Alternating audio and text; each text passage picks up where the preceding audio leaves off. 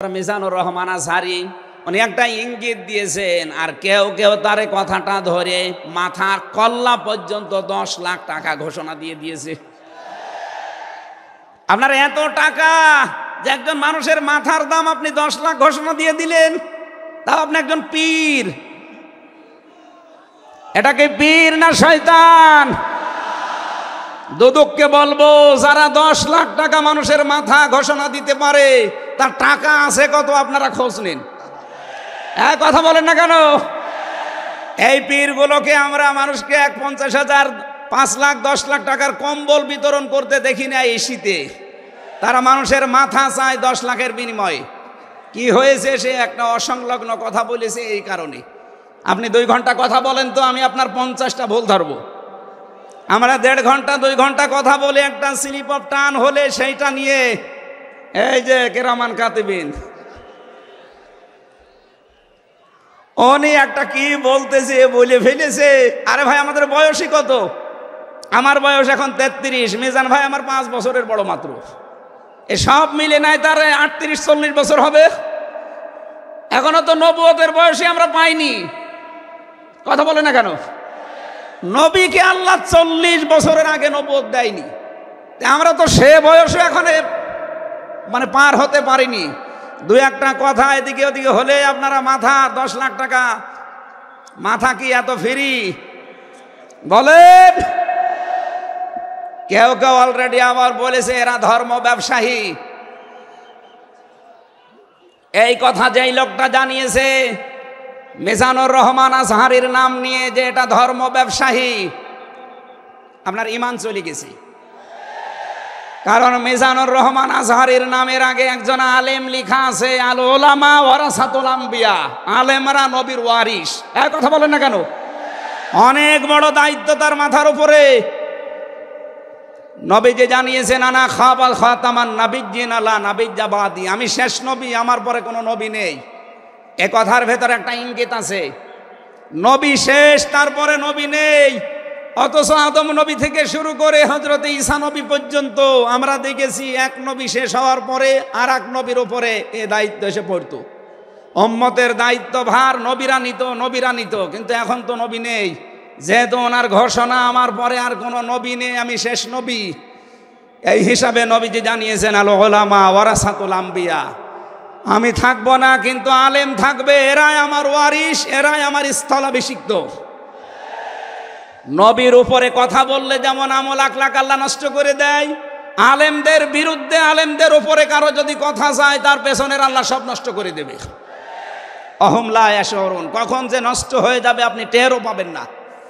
এই জন্যে সীমা লঙ্ঘন করা যাবে না কথা এবং আচরণে। আপনারা সাবধান থাকবেন। যারা এই সীমা লঙ্ঘনগুলো করছেন কাদের ইঙ্গিতে করছেন আমরা কিন্তু জানি।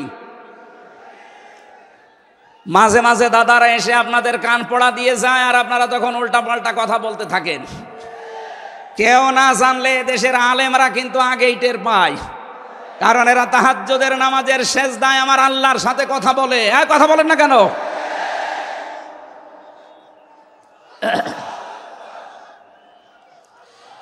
ঠিক আছে, এই জন্য যারাই যা কথা বলবে না কেন কারো কান পড়ায় কান দিয়ে সীমা লঙ্ঘন করবেন না। আমি আশা করি কি বোঝাতে চাই আপনি বুঝেছেন। নেতৃত্ব দিতে হলে সীমার ভেতরে থাকবেন। 3 নম্বরে আমি পেয়েছি শহীদ আল্লামা দেলাওয়ার হোসাইন সাইদি রহমতুল্লাহ আলাইহি, যদি বেঁচে থাকতেন আজকের এই সিলেটের ময়দানে তিনি আসতেন। কোরআনে কারিম শুনে হাজারো মানুষ হয়তো দিনের দিশা পেত, তো জালেমরা তাকে ধোঁকা দিয়ে জেল থেকে বের করেছিল। আমার সামনে দিয়েই বের করে নিয়ে গিয়েছিল। পুরা ধোঁকা দিয়ে ওনাকে আগের দিনও দেখলাম কি সুন্দর কথা বলছিল, আমাকে উপদেশ দিচ্ছিল। পরের দিন শুনলাম যে না, উনি অসুস্থ। পুরাটাই বানোয়াট। যে বলছে আপনি অসুস্থ, চলেন আপনাকে হাসপাতালে নিয়ে যাই, ওখান থেকে চিকিৎসার মাধ্যমে আপনাকে ছেড়ে দেওয়া হবে। উনি তো আনন্দেই বের হচ্ছিলেন, কিন্তু জালেমদের দুর্বিসন্ধি যে এত গভীরে ছিল কেউ বুঝতে পারে নাই, উনি নিজেও টের পান নাই। এই জন্যে প্রিজন ভ্যান থেকে নামার সময় আমরা দেখেছি একটা তৃপ্তির হাসি দিচ্ছিলেন। বলা হচ্ছে ওনার হার্টে অসুস্থ ছিল, হার্টের রোগ ছিল। এই কারণে মানুষের হার্টে অসুস্থ হলে ওইভাবে মানুষ হাসতে পারে? বলেন। কারারক্ষী যারা সামনে ছিল তাদেরকে লম্বা করে সালাম দিয়েছিলেন, জিজ্ঞাসা করেছিলেন আপনারা কেমন আছেন। একজন হার্টের রোগী অসুস্থ মানুষ এই কথাগুলো বলতে পারে না, তার মানে এখন পোড়াটা পরিষ্কার, তাকে হত্যা করা হয়েছে। নবীজির কথা, দেওয়াল চাপা পড়ে মরলে যদি শহীদ হয়, সাপে কেটে মরলে যদি শহীদ হয়, নদীতে ডুবে মরলে যদি শহীদ হয়, গাছের নিচে পড়ে যদি মরে শহীদ হয়, অ্যাক্সিডেন্টে মরলে যদি শহীদ হয়, যাকে অন্যায়ভাবে মেরে ফেলা হয়েছে অবশ্যই তিনি শহীদ। আল্লাহ রাব্বুল আলামিন তার গোলামের 50টা বছরের কোরআনের খেদমত যেন কবুল করেন, জান্নাতের সুউচ্চ মাকাম নসিব করেন, বলেন আমিন। আজকে তার সন্তানও আসবে, কলিজার টুকরা সন্তান আলহাজ শামীম বিন সাইদি অলরেডি চলে এসেছে। ও গতকাল শেষ হয়ে গেছে। আমাকে সিলেট পর্যন্ত আনার পেছনে আপনাদের যে সমস্ত মানুষগুলো ভূমিকা পালন করেছে, আমার শ্রদ্ধাভাজন উস্তাজ, ইসলামিক চিন্তাবিদ, শিক্ষাবিদ আলহাজ মাওলানা আব্দুস সালাম আল মাদানী, আতালাল্লাহু উমরাহু ওয়া বারাকাল্লাহু ফি হায়াতি, সকলে বলেন আমিন। আমরা যে কথা বলতে চাই, কোরআন আমরা শুনতে এসেছি, আমরা মানুষ। ওয়ালাকাদ কাররামনা বানি আদম, আমি বনি আদমকে সম্মানিত করেছি। অথচ এই সম্মানিত সৃষ্টির অসম্মান করার জন্য এই 15.5 বছরে অনেকেই সিনিমিনি খেলছিল। আল্লাহ তাদের সমস্ত কাজকে নস্যাৎ করে দিয়েছেন। কোরআনের ভেতরে আমরা জেনেছি, কোন জালেম যদি চেয়ারে বসে তাহলে সর্বপ্রথম 2টা কাজ করে। সূরা নমলের 34 নম্বর আয়াতে আল্লাহ দলিল দিয়েছেন, ইন্নাল মুলুকা ইযা দাখালু ক্বরিয়াতান আফসাদুহা ওয়া জাআলু আ'iজ্জাতা আহলিহা আযিল্লা ওয়া কাযালিকা ইয়াফআলুন। আল্লাহ পাক বলেন, জালেম যদি ক্ষমতায় বসে তার প্রথম কাজ হয় সে বিশৃঙ্খলা তৈরি করে জমিনে। আমরা দেখতে পেয়েছি 15.5 বছরে প্রায় 52টার উপরে বিশৃঙ্খলা তৈরি হয়েছিল। 2 নম্বরে ওয়াজাআলু আ'iজ্জাতা আহলিহা আযিল্লা, ওই দেশের যারা সম্মানিত নাগরিক, সম্মানিত মানুষ যারা, তাদেরকে সে অপমান করে, অপদস্থ করে। এই দেশের সবচাইতে সম্মানিত মানুষ যারা আমরা দেখতে পেয়েছি তারা আলেম, অথচ এই বাতিলের টার্গেটই ছিল আলেমরা। এই যারা সম্মানিত মানুষদের যারা সম্মান করে, অপদস্থ করে, তাদেরকে হেয় প্রতিপন্ন করে, এটা জালেমদের 2 নম্বর কাজ। তার মানে কোরআনের এই আয়াত অনুযায়ী প্রতীয়মান হয় যারা ছিল এরা জালেম। জবান খুলে বলেন এরা কি? স্পষ্ট ভাষায় বলছি, যারা জালেম এরা আল্লাহর মামলার আসামি। কথাটা খুব হালকা মনে হচ্ছে। সূরা শূরা 25 নম্বর পারা 6 নম্বর পৃষ্ঠা 13 নম্বর লাইনের 42 নম্বর আয়াতে আছে, ইন্নামাস সাবিলু আলাল্লাযীনা ইয়াযলিমুনান নাস। আল্লাহ পাক বলেন, অবশ্যই আমি নিজে মামলা দায়ের করব তাদের বিরুদ্ধে যারা মানুষ হয়ে মানুষের উপরে জুলুম করে। আল্লাহ ইয়াজলিমুনাল মুসলিমুনা দেননি, ইয়াজলিমুনান নাস দিয়েছেন। ইয়াজলিমুন শব্দটা মোজারে, আরবি গ্রামার অনুযায়ী এটা বর্তমান, ভবিষ্যৎ, প্রেজেন্ট, ফিউচার, 2টা কাল নিয়ে শব্দ গঠন করা।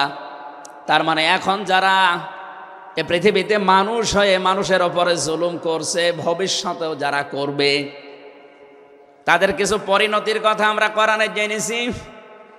রব্বুল আলামিন জানিয়েছেন সূরা নমলের 52 নম্বর আয়াতে, ফাতিলকা বুয়ুতুহুম খাবিয়াতাম বিমা যালামু।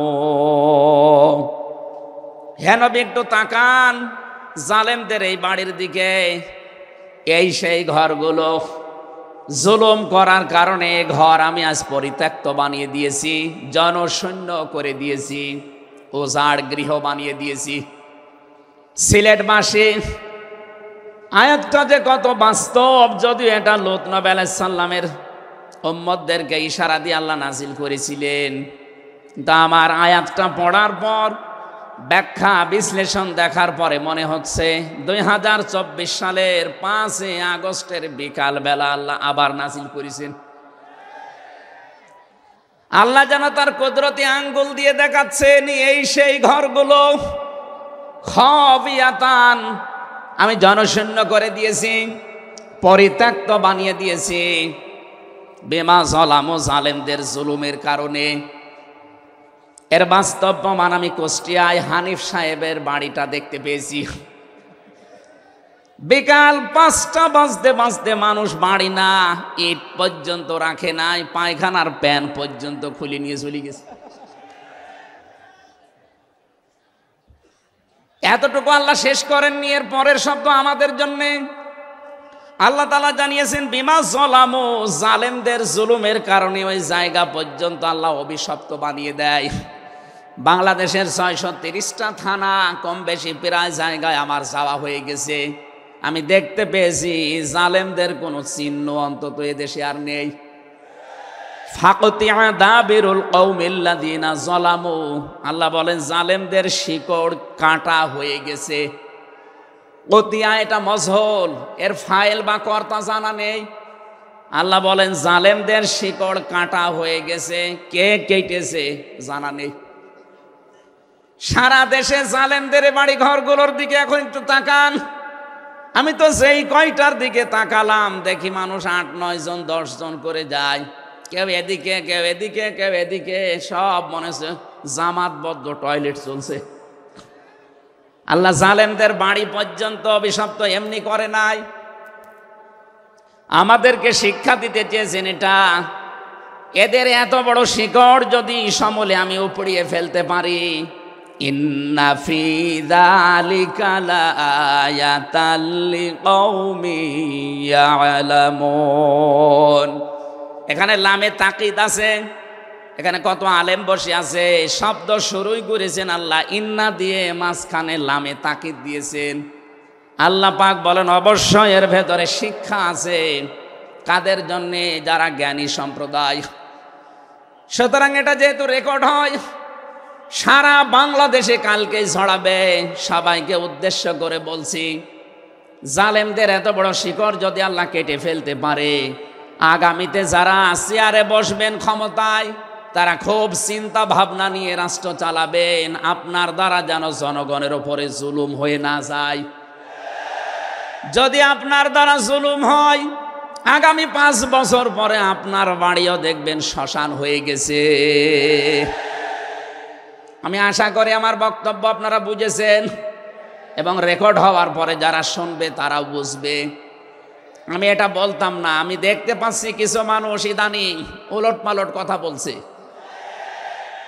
এ কারণে আমি ইঙ্গিত দিলাম, এখনই যদি আপনি এরকম কিছু বলেন, কিছুদিন পরে বলতে পারেন না।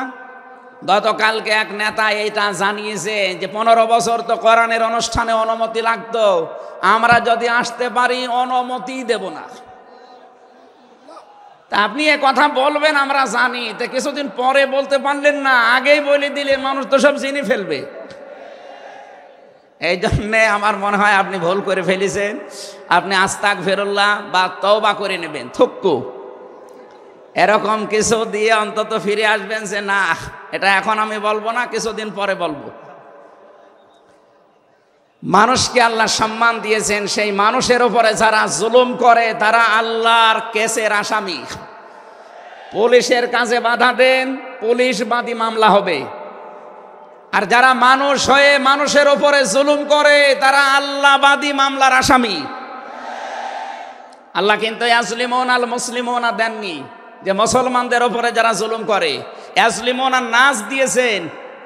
বলেন তো হিন্দু কি মানুষ না? আরো আসতে বলেন।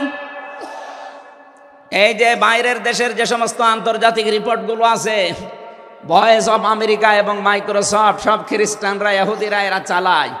এরা রিপোর্ট দিচ্ছে সারা বিশ্বের 257টা দেশের ভেতরে সবচাইতে নিরাপদে সাম্প্রদায়িক সম্প্রীতি নিয়ে বাস করছে বাংলাদেশের মানুষ। অথচ এই 54 বছর মিথ্যাচার করে বিশ্বের মোড়লদের কাছে আমাদেরকে অনেকেই কালার করার চেষ্টা করেছে। তারা এতদিন মানুষকে শুনিয়েছে বাংলাদেশে সংখ্যালঘু নির্যাতন হয়, এটা তাহা মিথ্যা কথা। যারা এটা ছড়িয়েছেন সারা বিশ্ব তাদেরকে এখন ধিক্কার দিচ্ছে, ঘৃণা জানাচ্ছে। তারা বলছে এই বাংলাদেশ নিয়ে যারা মিথ্যাচার করছে ওদের জন্মটাই মিথ্যার উপরে। আপনি মাইক্রোসফট দেখেন, তারা রিপোর্ট দিয়েছে সারা বিশ্বের সবচাইতে বেশি মিথ্যা তথ্য ছড়ানো হয় ভারতে। আমি নাম নিতে চাইছিলাম না, বেরিয়ে গেছে। ওদের নাম আমার নিতে মনে বলে না। আমি ঘৃণা করি ওদের উগ্রপন্থী কিছু মানুষকে। হিন্দু ভাইরা আমাদের শত্রু না, কিছু উগ্র আছে যারা জঙ্গি, ওরা এই নামটা মুসলমানদেরকে দিয়েছে, অথচ সবচাইতে বড় জঙ্গি এই উগ্র হিন্দুরা। এদের কারণে আজ হিন্দু সমাজেরও বদনাম হয়ে যাচ্ছে। পরিষ্কার কথা শোনেন বাংলার মানুষেরা, একটা মুসলমানকে যদি আঘাত করেন একটা গুনাহ হবে, কোন অমুসলিমের গায়ে হিন্দুর গায়ে যদি আঘাত করেন ডবল গুনাহ হবে। একটা জুলুমের গুনাহ আর একটা আমানতের খেয়ানত করার গুনাহ। তারা আমাদের কাছে আমানত না, কথা বলেন না কেন? অথচ 15.5 বছরে আমরা আমানতের অনেক খেয়ানত করে ফেলেছি। আগামীতে এই খেয়ানত হবে না ইনশাআল্লাহ। বিশ্ব ইসলামী আন্দোলনের সর্বজন শ্রদ্ধাভাজন নেতৃত্বে যিনি আছেন, আপনাদের সিলেট বিভাগের কৃতি সন্তান, উনি অলরেডি জানিয়ে দিয়েছেন এদেশে যদি ইসলাম আসে সবচাইতে বেশি নিরাপদে থাকবে অমুসলিমরা। এই জন্যে গাইবান্ধায় দেখলাম একটা অনুষ্ঠানে, তার আগে একজন হিন্দু পুরোহিত ঠাকুর বক্তব্য দিচ্ছিল যে এই দেশে আগস্টের 5 তারিখের পর থেকে সবচাইতে বেশি নিরাপদে আছি আমরা অন্য ধর্মের লোকেরা। আমরা একথা বিশ্বাস করি, যদি দেশে ইসলাম আসে সবচাইতে বেশি নিরাপদে থাকতে পারবো আমরা। এই জন্য তারাও মনে প্রাণে ইসলাম এদেশে কায়েম হোক এটা চাচ্ছে, বলেন আলহামদুলিল্লাহ। এই জন্য হিন্দুরা আমাদের শত্রু না। আল্লাহ বলেন যারা মানুষ হয়ে মানুষের ওপরে জুলুম করে, অত্যাচার করে, এরা আমি আল্লাহর মামলার আসামি। যারা বিশ্বজিৎকে হত্যা করেছেন তিনি আমার সাথে জেলখানায় 3 বছর ছিল, সে ফাঁসির মামলার আসামি। এখন 30 বছর তারা জেল খাটা লাগবে, যাবজ্জীবন জেল হয়ে গেছে। শাওন ছেলেটার নাম, বাড়ি খুলনা, আমাকে মাঝে মাঝে এই তালিকা করার জন্য আসতো, আমাদের রাইটার ছিল। এসে আবার কাছে কান্নাকাটি করে বলতো, হামজা ভাই জীবনে যা ভুল করেছিস। এই বিশ্বজিৎ ছেলেটা বারবার আমাকে বলছিল যে কিসের জামাত ইসলাম, কিসের শিবির, ভাই আমি তো মুসলমানই না। আপনার যদি বিশ্বাস না হয় তো আমি কাপড় চোপড় খুলি, তারপরও আমরা তারে মানি নাই। কপের পরে কপ দিয়ে জায়গায় শেষ করে দিয়েছি। এখন এই যে আমার মা বাবা আমার আর পরিচয় দেয় না, এমনকি আমার যাদের কথা মতো এই কাজ করেছিলাম তারাও আর কোনো খোঁজ খবর নেয় না। 30টা বছর এখন আমার জীবন থেকে নষ্ট হয়ে যাচ্ছে। উনি আমাকে জানিয়েছিলেন, এই জন্যে আমি বললাম। উনি বলেছে আপনি বাইরে যদি যেতে পারেন জনগণকে সতর্ক করবেন, কেউ যেন কারো উস্কানিতে পা দিয়ে অন্তত জীবনটা নষ্ট করে না ফেলে। এই জন্য এই মেসেজটা পৌঁছালাম। অনেকে উস্কানি কিন্তু দিচ্ছে। আগস্টের 5 তারিখের পর থেকে উস্কানি আরম্ভ হয়েছে বাংলাদেশকে বিশৃঙ্খল করার জন্যে বিভিন্ন কায়দায়। একটা হালে পানি নেয়নি, এখন আবার অন্য একটা নতুন ফর্মুলা আরম্ভ করেছে, এটাও হালে পানি নেবে না ইনশাআল্লাহ। সুতরাং যারা পালিয়ে গেছে তাদের উস্কানিতে পা দিয়ে যদি এই দেশে কেউ বিশৃঙ্খল পরিবেশ তৈরি করতে চান, একটু গোপালগঞ্জের দিকে আপনি মাঝে মাঝে তাকাবেন। পেছনে কিভাবে লাল করে দিয়েছে প্রশাসন দেখেননি? ওই সময় সন্তান গোপালগঞ্জ থেকে ঢাকায় আসলে, বসে আসলে 300 টাকা, দাঁড়িয়ে আসলে 1000 টাকা। কি অবস্থা করেছিল, এটা দেখেও আপনার শিক্ষা হয় না। এই জন্যে আমি সতর্ক করছি, আগামী থেকে আমরা যেন কারো উস্কানিতে পা দিয়ে বিশৃঙ্খল পরিবেশ তৈরি করে দেশটা অন্তত 9 রাজ্যের স্বর্গরাজ্য আমরা তৈরি করে না ফেলি। আল্লাহ যেন আমাদেরকে তৌফিক দেন কথা মেনে নেওয়ার, বলেন আমিন। তাহলে যারা মানুষ হয়ে মানুষের উপরে জুলুম করেছে তারা মামলার আসামি কার? আরো জোরে বলেন কার? বৈষম্য বিরোধী ছাত্র আন্দোলনে যারা 9টা দফা দিয়েছিল আমি কোরআনে কারিমের সাথে প্রায় 6টা দফা পেয়েছি। সূরা নমলের নাহাল, সূরা নাহালের 90 নম্বর আয়াতে 6টা আছে, আর বাকি জায়গা থেকে তারা আরো 3টা নিয়েছিল। তারা প্রথম যেটা নিয়েছে ওই ওয়ান জাস্টিস, আমরা ন্যায় বিচার কায়েম করতে চাই, এটা আল্লাহ 1500 বছর আগে জানিয়েছেন। সুবহানাল্লাহ বলতে পারেন নাই? আমরাও তো চাই এদেশে ন্যায় বিচার কায়েম হোক, কথা বলেন ঠিক কিনা?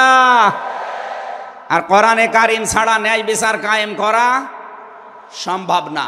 আমান আমিলা বিহি ওজেরা আমান হাকামা বিহি আদালা, যদি কেউ আমল করে কোরআনের তাকে আল্লাহ পুরস্কার দেবে, কেউ যদি এই কোরআনের ন্যায় কোরআনে কারিম কায়েম করতে পারে তাহলে সে ন্যায় বিচার কায়েম করতে পারবে। সুতরাং এদেশে যারা শহীদ হয়ে গেলেন জীবন দিয়ে, তাদের যে উদ্দেশ্য, এ উদ্দেশ্য যেন সামনে সফল হয়, আমরা সবাই সেই চেষ্টায় থাকব ইনশাআল্লাহ। সতর্ক করছি এ কারণে, 1628 জন মানুষ দায়িত্বে ছিলেন বাংলাদেশে, ডাইরেক্ট ইনডাইরেক্ট মিলে।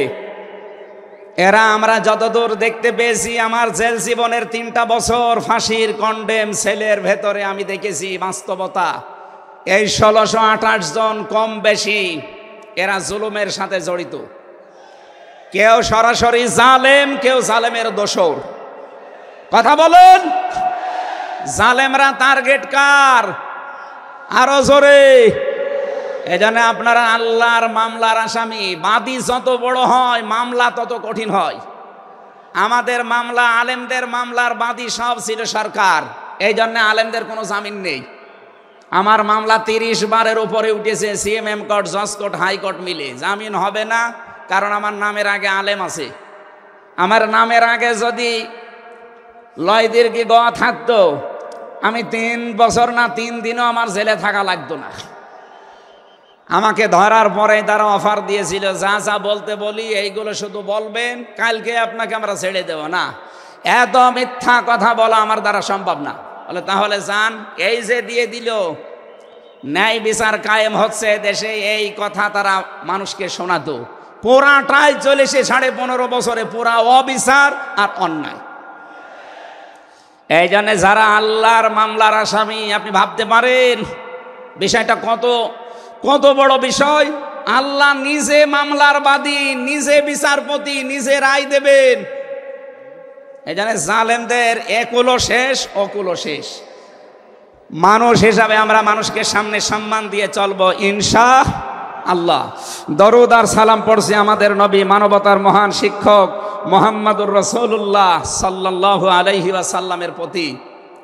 বিশ্ব নবীকে আল্লাহ পড়া কোরআন শরীফে, এই যে কোরআনের যে আয়াত পড়লাম আমরা, সূরা বাকারার 208 নম্বর আয়াত আমরা তেলাওয়াত করেছি। এ কোরআনে কারিম পড়তে হলে প্রতিটি অক্ষর, 29টা অক্ষর আমরা আছে জানি আরবি, প্রতিটি অক্ষর দিয়ে নবীজিকে আল্লাহ ডাক দিয়েছেন একটা সুন্দর এবং উত্তম নাম নিয়ে। বিশ্ব নবীকে আল্লাহ আলিফ দিয়ে জানিয়েছেন আহমাদ, তিনি প্রশংসিত। বা দিয়ে আল্লাহ জানিয়েছেন আমার নবী বাশির, তিনি সুসংবাদদাতা। তা দিয়ে আল্লাহ জানিয়েছেন আমার নবী মুত্তাকি, তিনি পরহেজগার। সা দিয়ে আল্লাহ পাক জানিয়েছেন আমার নবী মুদ্দাসসির, তিনি কম্বলওয়ালা। জিম দিয়ে আল্লাহ জানিয়েছেন আমার নবী জামিল, সুন্দর। হা দিয়ে আল্লাহ জানিয়েছেন আমার নবী হামিম, অন্তরঙ্গ বন্ধু। খ দিয়ে আল্লাহ জানিয়েছেন আমার নবী খাতামান নাবিয়্যিন, শেষ নবী। এভাবে বলতে বলতে সর্বশেষ অক্ষরে যে দেখবেন ইয়া, আল্লাহ জানিয়েছেন ইয়াসিন। বলেন আল্লাহু আকবার। তাফসিরে কাবীর আল্লামা ফখরুদ্দীন রাজি রহমতুল্লাহ আলাইহি এই সিন শব্দের তিনি 5টা ব্যাখ্যা দিয়েছেন। তিনি লিখেছেন সিন মানে সাজ্জিদুল আলামিন, সিন মানে সাজ্জিদুল বাশার, সিন মানে সাজ্জিদুল কাউনাইন, সিন মানে সাজ্জিদুল আম্বিয়া, সিন মানে সাজ্জিদুল মুরসালিন। এক একটা শব্দের ভেতরে হাজার হাজার কথা তিনি দিয়েছেন। আমি একটা বলছি, সিন মানে সাজ্জিদুল আলামিন। শুধু আলম না, আলামিন বহু বচন। এই পৃথিবীতে 257টা রাষ্ট্র আছে। যত জগৎ আল্লাহ বানিয়েছেন, আপনি যে জগতেই বাস করেন না কেন, মুহাম্মদ রাসূলুল্লাহকে আপনাকে নেতা মানা লাগবে, আদর্শ মানা লাগবে। কারণ আল্লাহর ঘোষণা দেওয়া নেতা এই একজন। আল্লাহ পৃথিবীর অন্য কাউকে হে নেতা এ শব্দ বলেননি, শুধু আমাদের নবী, আপনার নবী মুহাম্মদ রাসূলুল্লাহকে জানিয়েছেন ইয়াসিন, হে নেতা। আয়াতের তাফসিরে আমি আরেকটা আয়াত পেয়েছি সূরা হুদ 12 নম্বর পারা 12 নম্বর পৃষ্ঠার 1 নম্বর লাইনের 98 নম্বর আয়াত। এটা তাফসিরে ফি জিলালিল কোরআনে পাবেন। আমি সামারাইজ করে বলছি, যদিও ফেরাউন সম্পর্কে এটা নাজিল হয়েছে, সাইয়্যিদ কুতুব রহমাতুল্লাহ আলাইহি তাফসির করতে গিয়ে তিনি লিখেছেন, যেই নেতা জাহান্নামে যাবে কিয়ামতে, ওই দলের নেতার যত অনুসারী আছে, যত মানুষ তাকে অনুসরণ করত, সব অনুসারীরা তার সাথে জাহান্নামে যাবে। এটা বাংলাদেশের সাথে খুব দরকার, এজন্য আমি সতর্ক করলাম। আপনার বিবেকের কাছে প্রশ্ন করে এটা নেতা নির্বাচন করবেন, এটা দুনিয়ার বিষয় হলে আমি বলতাম না, এটা আখিরাতের সাথে রিলেটেড। যার নেতা ঠিক নেই, ওই নেতা যদি জাহান্নামে যায়, ইয়াকদুমু কওমাহু ইয়াউমাল কিয়ামাতি ফাআওরাদাহুমুন নার ওয়া বিইসাল বিরদুল মাওরুদ। জোরে বলেন আল্লাহু আকবার। সিলেটবাসী, সারা বাংলাদেশ এখন আমার সামনে, এই যে দেখতে পাচ্ছেন না, সারা বাংলাদেশে ছড়াইয়া যাচ্ছে। যাদের নেতা ঠিক নেই, আদর্শ ঠিক নেই, এক্ষুনি আপনি তওবা করে ঠিক করবেন। সত্যি বলছি, যাদের নেতা ঠিক নেই, ওই নেতা যদি জাহান্নামে যায়, আল্লাহর কসম আপনাকে ওর সাথে জাহান্নামে যাওয়া লাগবে। নেতৃত্ব দেওয়ার জন্য গুণ বললাম কয়টা? বলেন বলেন। আপনি সূরা বাকারার 247 নম্বর আয়াতটা দেখবেন। ক্বালা ইন্নাল্লাহা আসতাফাহু আলাইকুম ওয়া যাদাহু বাসতাতান ফিল ইলমি ওয়াল জিসম ইলা আখির আয়া। আল্লাহ নিজে জানিয়েছেন, এই পৃথিবীতে কেউ যদি নেতৃত্ব দিতে চায়, তার প্রথম নাম্বারে জ্ঞান লাগবে। জোরে বলেন, কি লাগবে? আপনি যাকে মেনে চলেন, যার না নেতৃত্ব মানেন, বলেন তো সে জ্ঞানী আপনার দৃষ্টিতে মনে হয়? যে লোকটা এ কথা বলতে পারে ঈদুল ফিতরের জানাজার নামাজ আগামীকাল অনুষ্ঠিত হবে, ওর জ্ঞান কেমন আপনি টের পাচ্ছেন না? এই কথা বলে না কেন? এই জন্য নেতৃত্বের সামনে কেউ দিতে চাইলে তাকে জ্ঞানী হওয়া লাগবে, আসমানের জ্ঞানী হওয়া লাগবে। যাবতীয় জ্ঞান, জাগতিক জ্ঞান তো লাগবেই, মাস্ট বি। এইটার জ্ঞান লাগবে। কোনটার বলেন? 2 নম্বরই আমি পেয়েছি, নেতা হওয়ার জন্য লাগবে। কেউ যদি সীমা লঙ্ঘন করে, কথাবার্তার কাছে কামে, সে নেতৃত্ব দেওয়ার যোগ্যতা হারিয়ে ফেলে। এটা সূরা শুআরার 152 নম্বর আয়াতে পাবেন। বাংলাদেশে আমরা এই কয়েকদিন ধরে দেখতে পাচ্ছি, ডক্টর মিজানুর রহমান আজহারি উনি একটা ইঙ্গিত দিয়েছেন, আর কেউ কেউ তার কথাটা ধরে মাথার কল্লা পর্যন্ত 10 লাখ টাকা ঘোষণা দিয়ে দিয়েছে। আপনার এত টাকা যে একজন মানুষের মাথার দাম আপনি 10 লাখ ঘোষণা দিয়ে দিলেন, তাও আপনি একজন পীর। এটাকে পীর না শয়তান? দুদককে বলবো, যারা 10 লাখ টাকা মানুষের মাথা ঘোষণা দিতে পারে, তার টাকা আছে কত আপনারা খোঁজ নিন। কথা বলেন না কেন? এই পীরগুলোকে আমরা মানুষকে 50,000, 5 লাখ, 10 লাখ টাকার কম্বল বিতরণ করতে দেখি না এই শীতে। তারা মানুষের মাথা চায় 10 লাখের বিনিময়ে। কি হয়েছে? সে একটা অসংলগ্ন কথা বলেছে, এই কারণে। আপনি 2 ঘন্টা কথা বলেন তো, আমি আপনার 50টা ভুল ধরবো। আমরা 1.5 ঘন্টা 2 ঘন্টা কথা বলে একটা স্লিপ অফ টান হলে সেইটা নিয়ে এই যে কেরামান কাতিবিন উনি একটা কি বলতেছে বলে ফেলেছে। আরে ভাই, আমাদের বয়সই কত? আমার বয়স এখন 33, মিজান ভাই আমার 5 বছরের বড় মাত্র। এ সব মিলে নাই তার 38-40 বছর হবে। এখনো তো নবুয়তের বয়সে আমরা পাইনি। কথা বলে না কেন? নবীকে আল্লাহ 40 বছরের আগে নবুয়ত দেয়নি, আমরা তো সে বয়সে এখন মানে পার হতে পারিনি। দু একটা কথা এদিকে ওদিকে হলে আপনারা মাথা 10 লাখ টাকা, মাথা কি এত ফ্রি বলেন? কেউ কেউ অলরেডি আবার বলেছে এরা ধর্ম ব্যবসায়ী।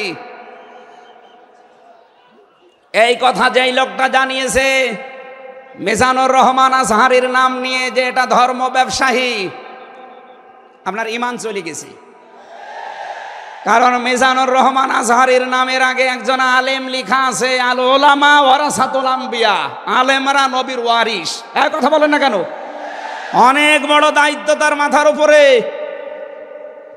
নবী যে জানিয়েছেন আনা খাবাল খাতামান নাবিয়্যিন লা নাবিয়্যা বাদি, আমি শেষ নবী, আমার পরে কোনো নবী নেই। এ কথার ভেতর একটা ইঙ্গিত আছে, নবী শেষ, তারপরে নবী নেই। অথচ আদম নবী থেকে শুরু করে হযরত ঈসা নবী পর্যন্ত আমরা দেখেছি এক নবী শেষ হওয়ার পরে আর এক নবীর উপরে এ দায়িত্ব এসে পড়তো। উম্মতের দায়িত্ব ভার নবীরা নিত, কিন্তু এখন তো নবী নেই। যেহেতু ওনার ঘোষণা আমার পরে আর কোনো নবী নেই, আমি শেষ নবী, এই হিসাবে নবীজি জানিয়েছেন আল উলামা ওয়ারাসাতুল আম্বিয়া, আমি থাকবো না কিন্তু আলেম থাকবে, এরাই আমার ওয়ারিস, এরাই আমার স্থলাভিষিক্ত। নবীর উপরে কথা বললে যেমন আমল আখলাক আল্লাহ নষ্ট করে দেয়, আলেমদের বিরুদ্ধে, আলেমদের উপরে কারো যদি কথা যায় তার পেছনের আল্লাহ সব নষ্ট করে দেবে। অহম লা ইয়াশউরুন, কখন যে নষ্ট হয়ে যাবে আপনি টেরও পাবেন না। এই জন্যে সীমা লঙ্ঘন করা যাবে না, কথা এবং আচরণে আপনারা সাবধান থাকবেন। যারা এই সীমা লঙ্ঘনগুলো করছেন, কাদের ইঙ্গিতে করছেন আমরা কিন্তু জানি। মাঝে মাঝে দাদারা এসে আপনাদের কান পড়া দিয়ে যায়, আর আপনারা তখন উল্টা পাল্টা কথা বলতে থাকেন। কেউ না জানলে দেশের আলেমরা কিন্তু আগেই টের পায়, কারণ এরা তাহাজ্জুদের নামাজের সেজদায় আমার আল্লাহর সাথে কথা বলে। কথা বলেন না কেন?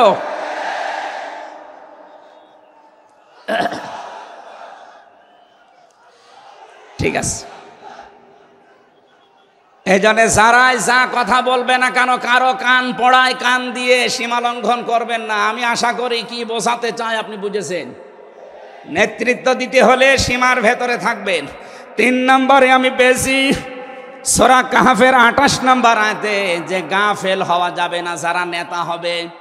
অথচ এই দেশে আমরা দেখি এই 54-53 বছরে যারা নেতৃত্ব দিয়েছে অধিকাংশগুলোই গাফেল। আল্লাহর এই কোরআন সম্পর্কে তারা গাফেল, মানবতার সম্পর্কে তারা গাফেল ছিল। 4 নাম্বারটাই পেয়েছি সূরা নিসা। এইটা আমার মনে হয় না বলাই ভালো, না এইটা বললে সমস্যা আছে।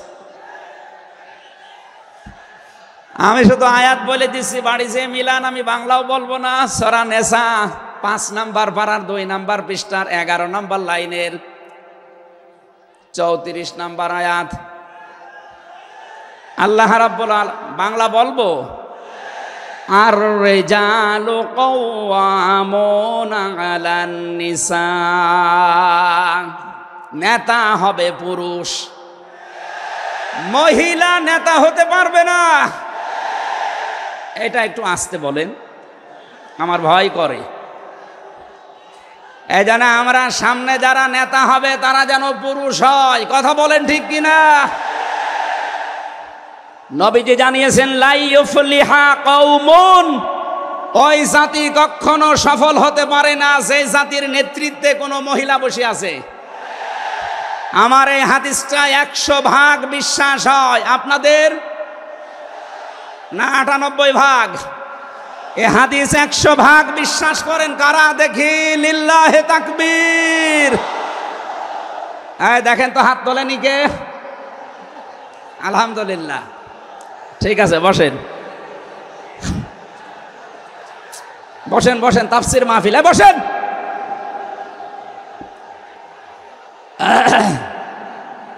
এটা যদি আমরা মেনে নিতে না পারি, এই 54 বছরে আমরা যেখানে ছিলাম আরো পেছিয়ে যাওয়া লাগবে।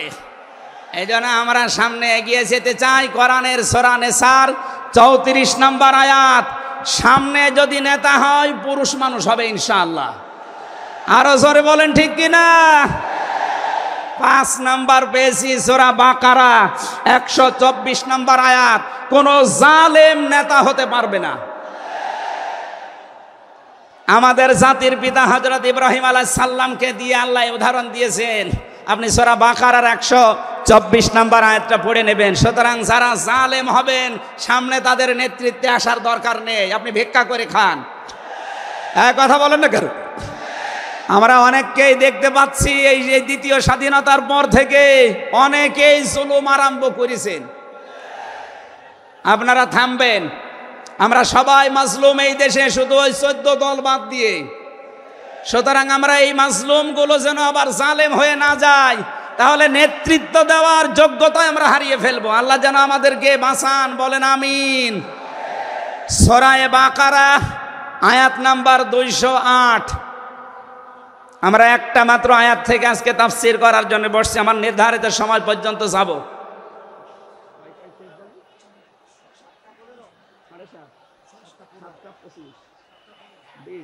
ঠিক আছে,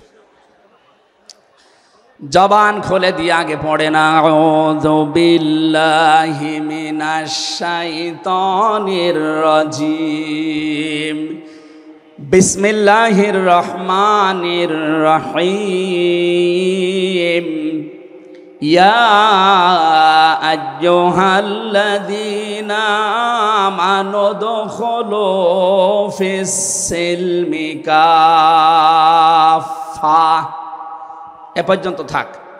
যেহেতু ডক্টর মিজানুর রহমান আজহারি আর 20-25 মিনিট পরে চলে আসবে, এই জন্য আমরা এ পর্যন্ত থাক। 3 ভাগের 1 ভাগ আমরা পড়লাম। সূরা বাকারা আল্লাহ তাআলা ডাক দিয়েছেন ইমানদারকে। কাকে বলেন তো? আমরা ইমানদার না বেঈমান? ঈমান আনার আগে একটা কাজ করা লাগে। আল্লাহর ঘোষণা, ফামাই ইয়াকফুর বিত-তাগুত ওয়া ইউমিন বিল্লাহ। কেউ যদি ঈমান আনতে চায় তার প্রথম কাজ হবে সে যেন তাগুত ছেড়ে দেয়। এদিকে কি মানুষের চাপে, মানুষের চাপে এগুলো হচ্ছে নাকি? আপনারা একটু ধৈর্য ধরেন। আসলে এনাদের তো আর জায়গা নেই, আর কোথায় পাবে জায়গা? এখানে শুনলাম আসার আগে 8 থেকে 10 লাখ মানুষের ওনারা ব্যবস্থা করেছে। এরপরও বাইরে যে অবস্থা দেখলাম, কমপক্ষে 15 থেকে 16 লাখ মানুষ আজকে এই সিলেটের ময়দানে এসেছে কোরআন শোনার জন্য। আলহামদুলিল্লাহ।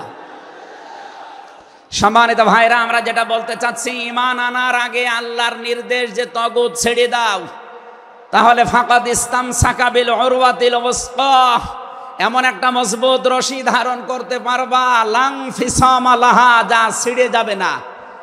এ বাংলাদেশ সহ বিশ্বে আমরা যারা ঈমানের দাবি করি, অনেকে তাগুত ছেড়ে না দিয়ে ঈমান এনেছি। এজন্য বিপদ আসলে ঈমান আর টেকে না।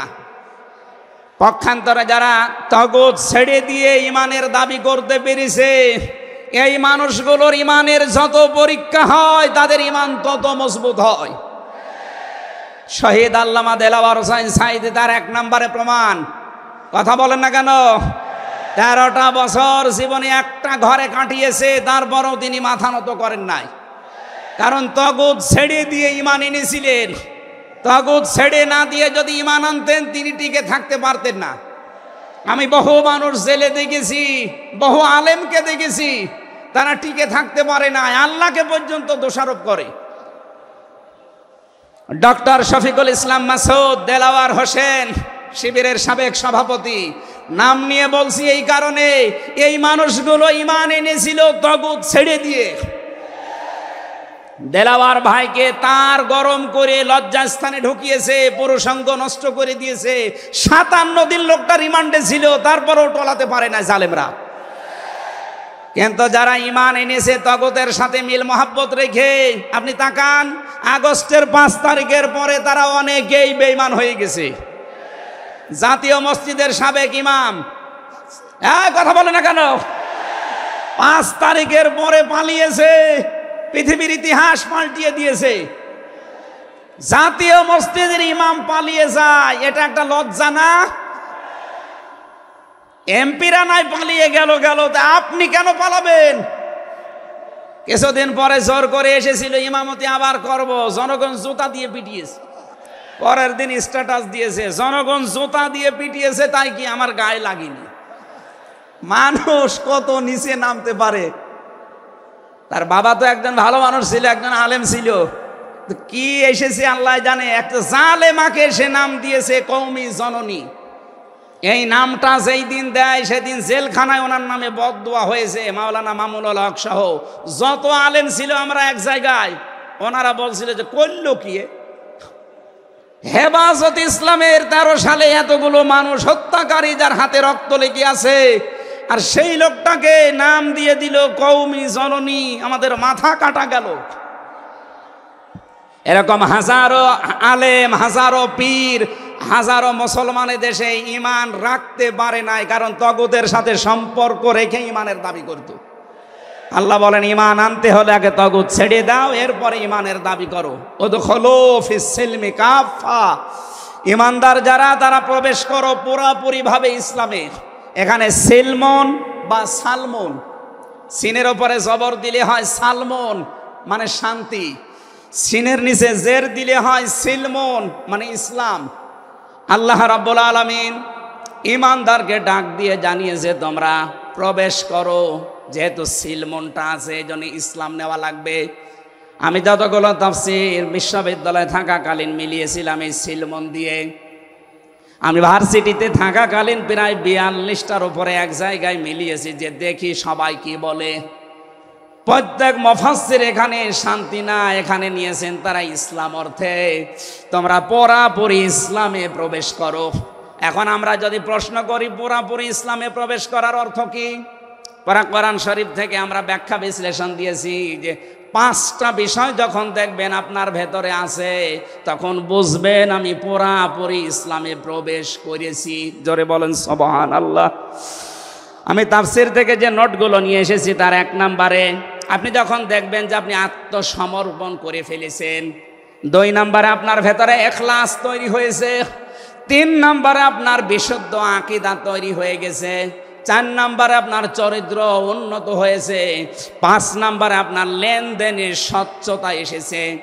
এই 5টা কাজ যখন আপনি দেখবেন তখন মনে করবেন যে আমি ইসলামে পরিপূর্ণ প্রবেশ করেছি। এখন বলেন তো আপনার কি 5টা কাজ পরিপূর্ণ হচ্ছে?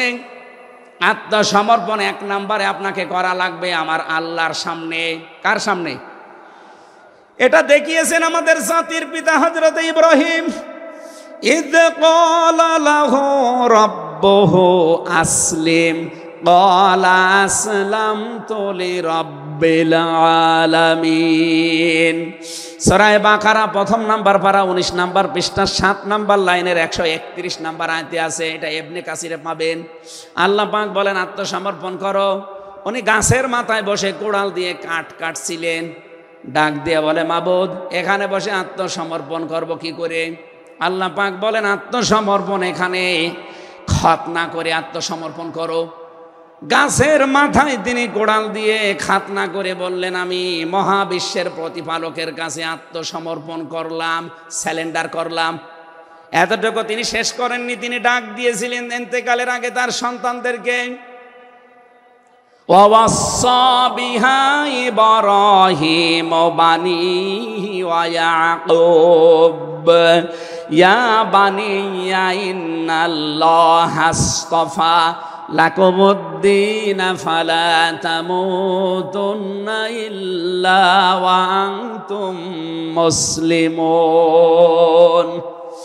হযরত ইব্রাহিম আলাইহিস সালাম এবং ইয়াকুব এই 2 জন নবী ইন্তেকালের আগে তার সন্তানকে ডাক দেন, হে আমার কলিজার টুকরার সন্তানেরা, ইন্নাল্লাহা আসতাফা অবশ্যই আল্লাহ তোমাদের জন্য মনোনীত করেছেন লাকুমুদ্দিন একটা দিনকে, ফালা তামুতুন্না ইল্লা ওয়া আনতুম মুসলিমুন মৃত্যুবরণ করবা না যতক্ষণ মুসলমান হতে না পারো। এবার আসেন তো ইব্রাহিম আমাদের জাতির পিতা, হযরত ইয়াকুব আলাইহিস সালাম তাদের সন্তানদেরকে ইন্তেকালের আগে নসিহত করলেন যে তোমাদের জন্য আল্লাহ একটা দিন মনোনীত করেছেন। কি মনোনীত করেছেন? দিন কি?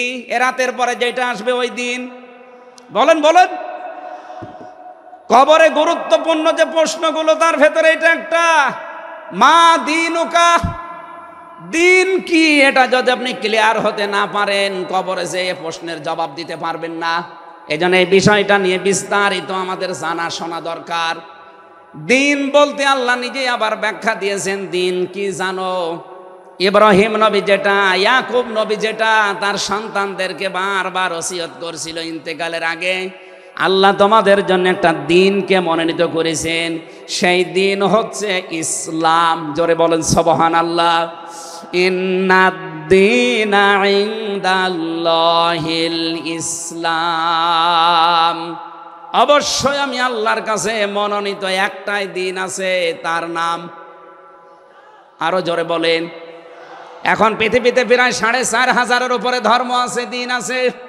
4,500 ধর্মের কোন দিনের উপরে, ধর্মের উপরে আমার আল্লাহ রাজি নেই, খুশি নেই, তিনি পছন্দ করেন না। একটাই মাত্র দিনকে তিনি মনোনীত করেছেন, পছন্দ করেন, তার নাম ইসলাম।